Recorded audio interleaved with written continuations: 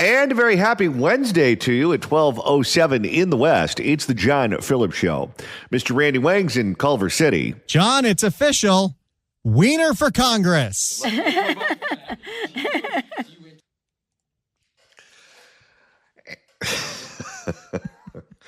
Scott Wiener, who has been waiting in the wings for years and years and years for Nancy Pelosi to retire, finally had an ass full of it and said, all right, I'm not waiting any longer. Either you're getting out or I'm going to push you out. And Randy, today is the day. And Scott Wiener sat down with every single Bay Area station to talk about this. Let's hear what he had to say to Cron 4. Getting back to the breaking news now, State Senator Scott Wiener announcing that he is running for Congress to try to take over Nancy Pelosi's seat. Yeah, let's get back out to Will Trand live in San Francisco with the state senator this morning. Will. So 2 weeks after he gets SB 79 across the finish line, something that he's been pushing for the entire time he's been in the state Senate, he will not be held accountable if that destroys California because he'll be in Washington. No, and by the way, one of the byproducts of all politics being national is that politicians in state and local offices are bored out of their mind because they don't want to have to work on those subjects. They care about the Supreme Court. They care about abortion. They care about transgendered surgeries for minors. They care about all of those national subjects that they don't get to weigh in on at the state and local level. So if they are in an office like the state Senate and they see a congressional office in their area that looks mighty enticing, they're going to try to push these old timers out. And this is not something that's going to be unique to Nancy Pelosi.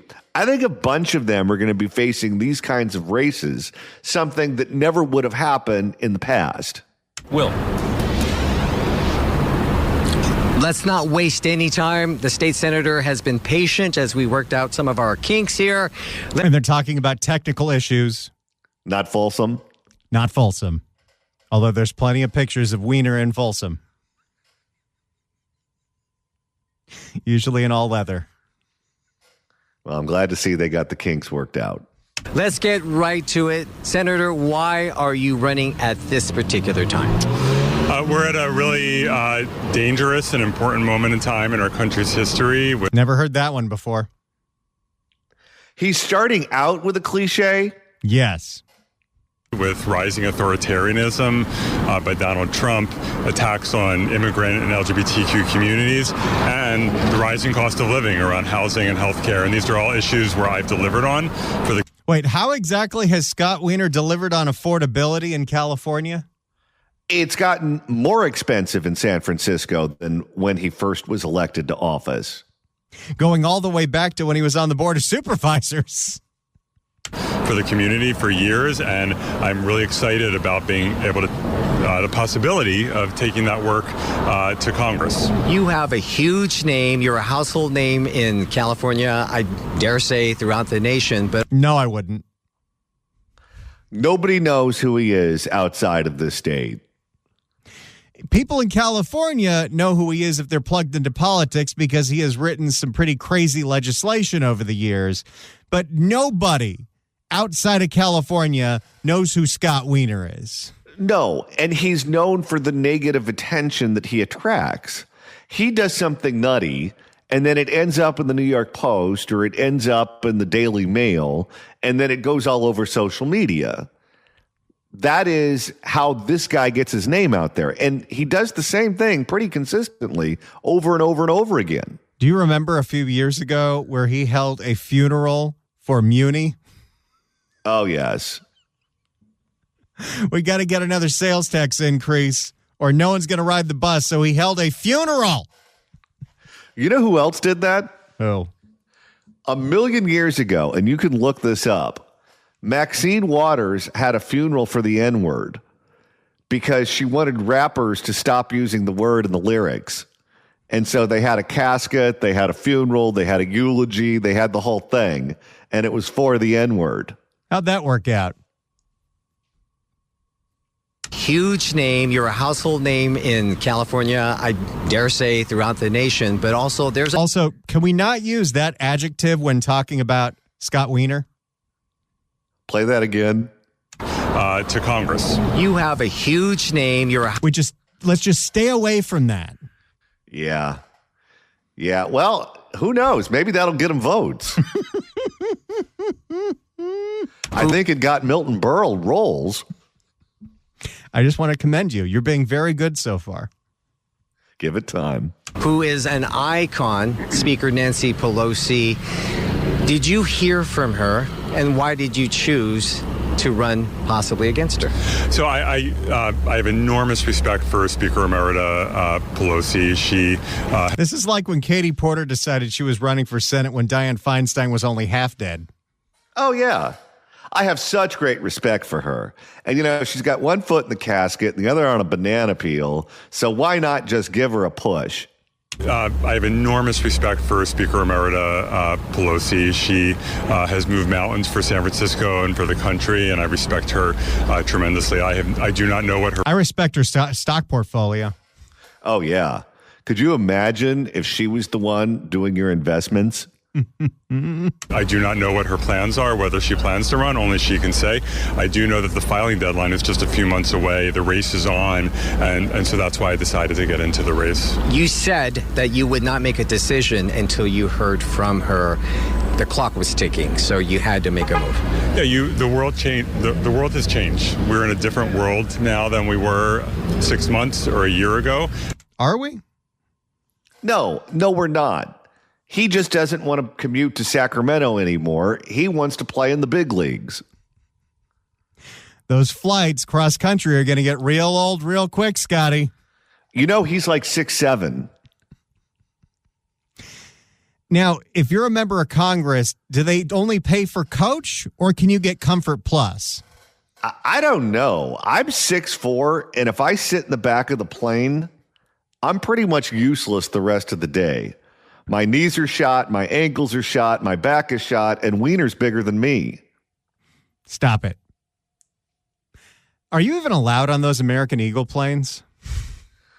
I seriously hit my head on the ceiling when I'm on one of those planes. I was just on one from Phoenix back to California, and I almost knocked myself silly. Our country is at severe threat. Our democracy's under assault, and now's the time to run. What do you bring to the table that your opponents don't bring to the table? I have a strong vision for what we need to do in this country around democracy and housing, healthcare, climate change, clean energy. And I also have a proven track record of being able to deliver on all of these issues. Okay, stop the tape here. There is 0% chance his voting record will be any different from Nancy Pelosi's. She is a partisan Democrat. He is a partisan Democrat. Both of them will vote the party line on every single issue, with the possible exception of China. She is a hawk on China, and most of the other Democrats are not. And I don't know what his position is on China, so there might be some daylight between the two of them on that particular subject. But outside of a couple of outlier issues, his vote is going to be the same in Washington, D.C. The only question that's relevant right now is why you and not her. And the answer is age. That is the fundamental reason that he wants her gone, and he believes that it's his turn. I wouldn't even bother asking those questions about housing and Donald Trump and all of those other issues, because it's almost not even relevant to the conversation. The conversation should be why you and not her, because typically Democratic politicians endorse Democratic incumbents unless there's an extenuating circumstance. And that extenuating circumstance is clearly her age and her mental ability. So force him to make that argument. To deliver on all of these issues. And you have 100 laws since you've been state senator. What are you most proud of, and what will you bring to Congress should that be the case? Well, I'm going to guess he's most proud of that bill that said that if you knowingly give someone AIDS, that's not a crime. Yeah, and how about this hard-hitting interview? Boy, you've been so successful in Sacramento. You plan on taking that success with you to Washington, D.C.? This reporter is really Wiener. No. You were so good for the first 12 minutes of this show, but I had to dump you. Are you going to be good? We'll see.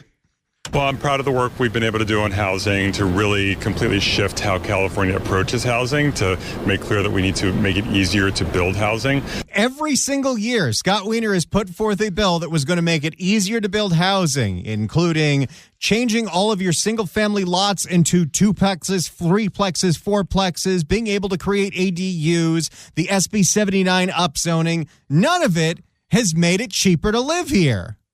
Is there a part of the state where it's cheaper now to live than it was when he was first elected to office? None. And I'm proud of that work. The federal government. I used to think about getting a little vacation home in Buellton in Santa Barbara wine country, because about 8-9 years ago, you could get one for $300,000, $400,000. Now they're all $1 million homes, and it's still a town of 4,000 people, and there's nothing to do unless you're an alcoholic. Yeah, I don't know how people afford to live here if you don't already own a home. The first home that I bought tripled in price in about 3 years. I couldn't afford to buy that house at the current value. Who could afford to buy here right now if you're not already in? And I'm proud of that work. The federal government has completely receded and abandoned housing over the last 40, 50 years. The federal government needs to get back into the business of making sure we have enough housing and that we're funding housing. Okay, so Scott Wiener wants to bring back the projects. Okay, so he wants to take his idiotic ideas about housing national. Oh, they're going to love that in Kansas. We've also done a lot of work to expand access to health care, to force insurance companies to cover more mental health and addiction treatment, to lower the cost of prescription drugs. Okay, how has that worked out? We have more crazy people on the streets now than ever. We need to take that work national as well. Let's circle back to President Trump. I did the story last week, and many of your supporters were so proud, and they were very happy that you pushed back on President Trump. President Trump is talking about bringing the National Guard to San Francisco. Any reaction to that? Yeah, we've been pushing back against Donald Trump all year to protect our local communities, immigrant communities, LGBTQ people. I feel like he was forgetting a word there. This interview is embarrassing. I like it because then we can make fun of it. I did look for only 2 interviews got posted before the show started, and there was one from KPIX, and there was this one, and I chose the much more fawning one. I can tell. And I, was able to pass a law this year to ban ICE from wearing face masks, which doesn't matter because the state can't tell the federal government what to do. No. And this guy's a lawyer by trade. He should understand how federalism works. As well as several laws to protect trans people, protect their privacy so that they're not harassed and doxxed. Trump is now talking about bringing the National Guard here. Wait. Isn't he the one behind the face mask bill in Sacramento about the ICE officials? Yes. He just touted that. He wants to dox law enforcement, but not transgender people? Apparently. That it would be completely illegal. We don't need a National Guard here. We don't want the National Guard here. National Guard, they're Californians. These are regular people, and they're fantastic. And he's a beauty. They're great when Gavin sends them in. By the way, Gavin is sending in the National Guard to work at the food banks. He sent in the CHP to Oakland and San Francisco because those cities were so out of control. He sent in the National Guard to the Tenderloin just a year ago. And he also sent in a bunch of attorneys, too, from the California Department of Justice. He had to send in the JAGs because Pammy wasn't doing her job. She called me a crime boss. This shows you how Trump derangement syndrome just rots the brain. Because when Newsom did it, it was celebrated. It was celebrated by all the locals, by the people in the media, by everyone. I think we even gave him props for that. Yet when Trump does the same thing, it is fascism. Same thing. And he's abusing the National Guard. And so we are dealing with things locally. San Francisco's on the rise. We don't need this. And Trump is... Well, San Francisco's still having a massive problem of not being able to successfully convict Honduran drug dealers who get out immediately and start selling fentanyl over and over and over again. And this guy doesn't want to deport them because that's separating families. Francisco's on the rise. We don't need this. And Trump is not threatening to send the National Guard here to protect public safety. He's doing it in retaliation against San Francisco and other cities that he views as enemies. Like, I don't know, Gavin Newsom views Huntington Beach. That's why Prop 50, if passed, is going to make Huntington Beach have Robert Garcia as their congressman. Oh, great. Well, Johnny, we're only halfway through of this incredibly generous interview with now congressional candidate Scott Wiener. We'll see after the news if you can handle any more of it. I only got bleeped once, correct? Only once so far. All right. And how much more time do we have on this interview? 3 minutes. How do you think I'll do for the next 3 minutes? I'm going to believe in you. I'm going to be positive. You're going to be a grown-up. All right. 800-222-5222 is the telephone number. 1-800-222-5222. If you'd like to email the show, you can do so at johnnydon'tlikeshow@gmail.com. That's johnnydon'tlikeshow@gmail.com. And Randy, if you want to go back and listen to yesterday's show or Monday's show, that's easy to do. All you got to do is search for The John Phillips Show wherever you get your podcasts, whether it's the Apple Podcast app, iHeart, Spotify. Search for The John Phillips Show. Hit subscribe. You can download all the episodes. By the way, I just got to read this email. Eric writes in, guys, no offense, but part of me wants to see your show canceled from terrestrial radio so you can move to Sirius XM so I can hear what was dumped. Here's the thing, Eric. I will bleep what Johnny said for the podcast. So if you're curious as to what Johnny said that I had to remove from the airwaves, you can hear a bleeped version of it on the podcast. On a scale of 1 to 10, how over the line was my remark? Oh, it was a 5. You've done much worse. I've done much worse this week. 800-222-5222 is the telephone number. 1-800-222-5222. Let's go to Klaus. Klaus, you're on the radio. Hey, John. Hey, Randy. Hey, so for those listeners in San Francisco area who either voted for this guy or know voters who voted for this guy, shame on them. Shame.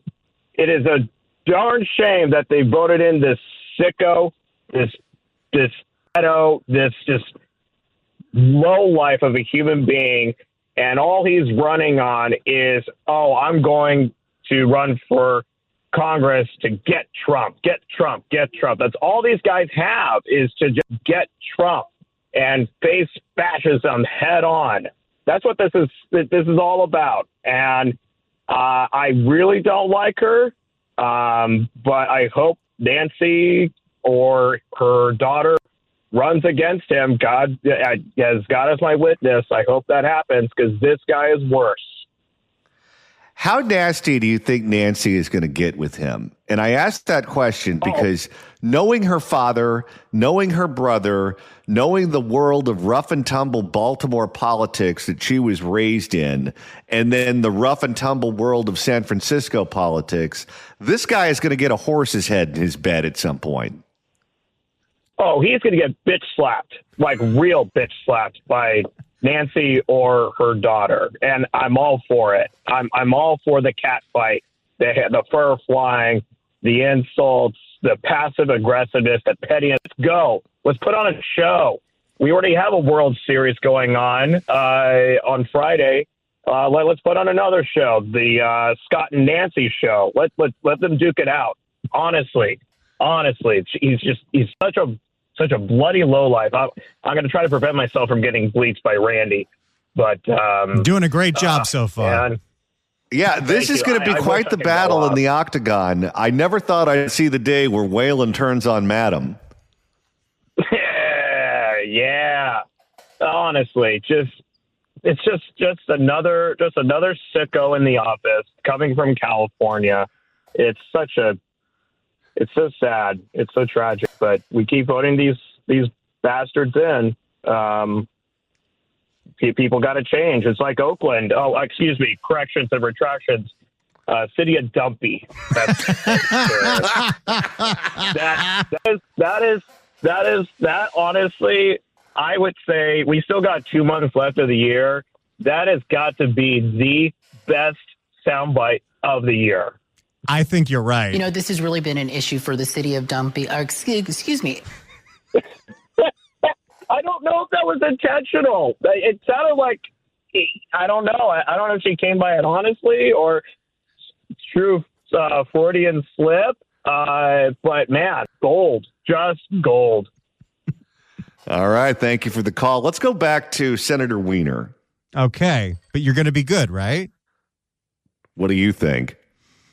Well, I can hit this button 4 times before I actually have to take over the show. Let's see if we can keep Johnny on the air.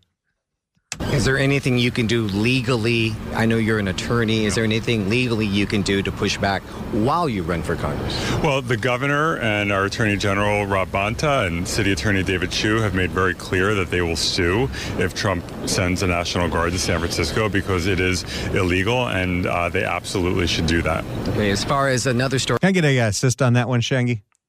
Shang, where are you? Illegal, and they absolutely should do that. Thank you, Shangy.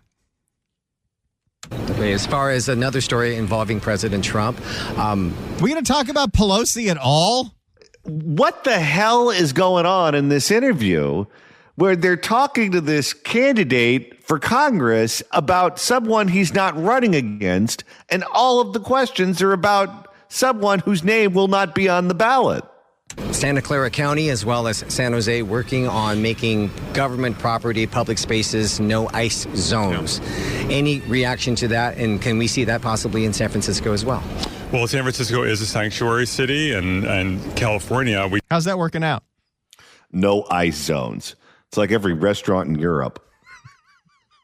California, we just passed laws this year to try to protect schools and hospitals from ICE. We don't want ICE, frankly, in our communities. ICE is becoming a secret police force, and it's terrifying. And we certainly don't want ICE in places that are sensitive, like in schools, in hospitals, in healthcare settings, so that we don't want people to be scared to go to school or to get healthcare. And so absolutely, it's great that Santa Clara. Shangy, can you come up to bat again? Or to get health care. And so absolutely. Thank you. He's one of them, huh? Yep. It's great that Santa Clara County is doing that, and San Francisco has long been a sanctuary city. You represented the Castro district when you were a San Francisco supervisor. You said in your release this morning you would be the first LGBTQ member should you be elected to Congress. Can you expound on that? You seem to be very proud of that. Yeah, I mean, San Francisco has been the epicenter of so much positive change for LGBTQ people. This has been just a global epicenter. Wait a minute. There have been multiple gay members of Congress representing the state of California. Isn't Mark Takano openly gay? Well, and you got Garcia. I think what the question was, and it was a very confusing way to word that, is it would be the first one representing San Francisco because Pelosi has held that seat for 7,000 years. I see. Okay. Global epicenter for our community, and San Francisco has never had an LGBTQ member of Congress, and it would be a deep honor to be able to step into that role. Anything else you would like to add as far as you running? You are coming after a person, Nancy Pelosi, who... Oh, finally, 5 minutes into this interview, we're going to talk about his opponent in the race. If you're asking the questions, why would you bury the most interesting question until the very end? What I think may have happened here, if they had various kinks going on that prevented this interview from airing when it was supposed to air, my guess is the guy was flustered and the guy was trying to deal with technical difficulties, and then they threw it to him when the kinks were worked out, and he just started asking about whatever it was that was on his Twitter feed. Coming after a person, Nancy Pelosi, who can raise enormous amount of money. I'm sure you're fully aware of that. I have a long track record of being able to raise funds to be able. I think he's got $1 million, which is not going to be enough. No, because she's not even aggressively raising money right now. And when she does aggressively raise money, it's usually for other people because the seat that she occupies is a safe Democratic seat. If she kicks things into high gear, she'll be able to raise as much money as she needs. To be able to do good things and also being able to get things done and having a backbone and being able to stand up for the community. I would be remiss if I did not ask you, did you ever hear? I love how there's a truck backing up in front of this interview now. Yeah, are they doing this interview inside a Costco? Community. I would be remiss if I did not ask you, did you ever hear back from her campaign, yes or no, whether she was going to retire or she was going to run for re-election? I've spoken with the Speaker Emerita. I'm not going to comment on the specifics of our conversation. Okay, thank you so much for taking the time to talk. So you called and it went to voicemail? I have no love for Nancy Pelosi.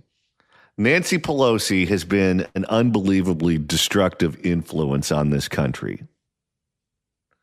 I can't imagine many scenarios where I end up voting for her. However, like the last caller said, I will take great delight in Nancy Pelosi treating this guy like a piece of chicken on the grill at Benihana.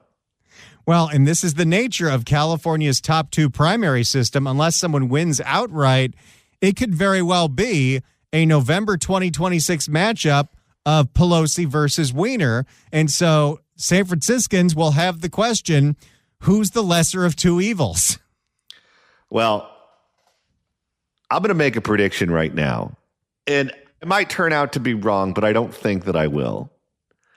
I not only believe that she is going to beat him, I think she is going to rip out his entrails and put them in the town square for all to see. Well, and even though he's relatively young for politician standards, he's in his mid-50s, getting defeated on that level is hard to come back from. We all saw the downfall of Kevin De Leon when he tried to run against Dianne Feinstein. Well, just think about the stamina that she has. I know she's 85 years of age, and in any other scenario, a person at the age of 85 would be long retired and spending their time sitting at home on the couch watching Judge Judy. However, she's a woman who was in Europe, I think it was for an anniversary of D-Day, and she was wearing heels, and she fell down and she broke her hip. But instead of immediately going to the hospital, as most people would, she stuck around for the photographs, and then she went to the hospital. I forget who it was who we had on the program. I think we had a member of Congress, maybe it was Mark Foley, who said that they were with her as part of a delegation in some other country. And it was a country that was kind of dicey. So they had a bulletproof car and an armored car that was taking them around. And for whatever reason, someone accidentally slammed the armored car door on her hand, and it crushed her hand. And a normal door slamming on your hand would make you go crazy. An armored door slamming on your hand would send you into the stratosphere. And according to whoever it was that we talked to about it, not only did she wait to go to the emergency room until the event was over, she stuck around and she shook like 1,000 hands. And after she finished shaking everyone's hand with her crushed hand, that's when she went to the ER. Not to mention, how many times do you think she's pulled her face back? Have you ever talked to someone that's gone through multiple plastic surgeries? This woman is like in the witness protection program. And she still goes in for more. You think for 1 second some member of the California state legislature is going to scare her out of the race? No chance. We love everybody. Spoken with the Speaker Emerita. I'm not going to comment on the specifics of our conversation. Okay, thank you so much for taking the time to talk to us. Take a look at your screen. Speaking of Congresswoman Nancy Pelosi, we reached out to her and she did make a comment. I don't know if you've heard it, Senator, but this is what she had to say. So I want to draw your attention to the screen. She did not address State Senator Wiener directly, but she said Speaker Pelosi is fully focused on her mission to win the Yes on 50 special election in California. Oh, boy. Here's what happened when he called her. I don't think she sent him to voicemail. I think she answered. And I think she allowed him to say what he had to say. And I think she told him that he's going to be swimming with the fishes. On November 4th, she urges all Californians to join in that mission on the path to taking back the House for the Democrats. So nothing on camera as far as Congresswoman Pelosi is concerned. I want to say thank you once again for taking the time to talk to us first on KRON 4. Before I let you go, the floor is yours. You look into the camera. You can say anything you want. Boy, he's given him I think you're right. This all has to do with the fact that they had to wait 10 minutes while the camera wasn't working. This is one of the most unprofessional interviews I've heard in a long time. The floor is yours. You look into the camera. You can say anything you want. It's been a deep honor to represent San Francisco locally and at the state level for the last 15 years, and we've worked hard and delivered for the community. Are you in the middle of the street? It sounds like it. And it would be an incredible honor to be able to take that fight to Washington, D.C. As our country is in such peril. Very good. No more reports, no more attributing. You heard it from him. He made it official. He is running for Congress. Back to you. All right. Thanks a lot, Will. There you go. Scott Wiener is running for Congress. You know, former President Lyndon Baines Johnson once said, "Never tell someone to go to hell unless you have the power to put them there." My guess is when he called Nancy Pelosi, she told him to go to hell. And she's familiar with that quote. 800-222-5222 is the telephone number. 1-800-222-5222. The Fix California Hour coming up after the news at 1. Let's go to James in San Francisco. James, hello. Yeah, I want to talk. I love your guys' show. I do a lot of consulting, as you know. You see me on the show. And this Wiener, he ain't going to be Wiener. Going to be a man, if you know what I mean. Be careful here, James. I already had to dump you once. All right, I will. But, we Democrats, we like fighters, and we like people to fight. Of course we do. But this little amateur man, he has never met Pelosi or any of these people. This is war. That's all this is, war. And he's going to find out that the real Democrats don't have time for amateurs. Remember that. Amateur hour. No. Thank you. Thank you for the call, sir. That was a fun voice. Is that supposed to be James Garville? Let's go to Rob in San Francisco. Rob, hello. Hi.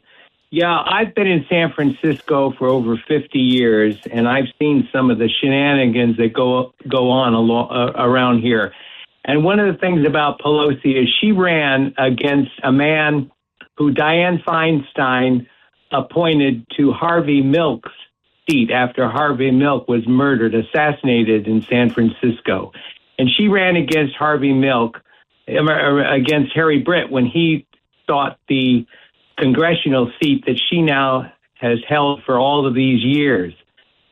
And so I don't think she's any real great friend of the gay community, other than she supports the gay community from time to time because she knows she's going to get their votes. But I also think that there must have been a deal cut, because nobody's going to run against Nancy Pelosi in San Francisco unless she's already let them know she's going to pull out of the race or she's not going to seek another term. So that's my thought after being here over 50 years and a Bay Area resident for 74. Let me give you a theory here. Nancy Pelosi is 85 years of age, so we know that at some point she's going to move on and do something else, or she might be like Dianne Feinstein and just pass away in office. She wants her daughter to take that seat when she leaves. Don't forget, it was her good friend Sally Burton who on her deathbed bequeathed the seat to Nancy Pelosi. That's how she got it. And Nancy Pelosi wants to give the seat to her daughter. But if the daughter went up against Scott Wiener in a Democratic primary, he would beat her. His name ID is much higher than hers. He's been around for a very long time. He can raise money, and he has more political skills than the daughter. So what? Yeah, but we got to remember though that Nancy Pelosi was the biggest fundraiser for the Democratic Party here in San Francisco, and when Phil Burton, that's one of the reasons he got elected in the beginning, and Sally Burton took over. But that was her. She had all these kids, but she still was able to have events and stuff and raise huge amounts of money. And then when Sally Burton ran, then she decided she'd step in the race. So she's a big fundraiser, and she would do the same thing for her daughter. But I think what Wiener is afraid of is that she would resign at some point and do it at a time when the daughter would be advantaged. And so he thinks that a fast one is coming, so he's trying to get ahead of it. It's going to be very difficult for him to beat a longtime incumbent like Nancy Pelosi, especially one that's as popular as she is in that district. And I think he is of the belief that he has no other choice, that if he doesn't do it now, she's going to resign and work with Gavin Newsom, who she has known for a very long time, to set a date for the election that would benefit the daughter, so that the daughter would take the seat. I think that's what's going on here. We have 2 more hours coming up on the John Phillips Show. The Fix California hours next. Don't you go anywhere.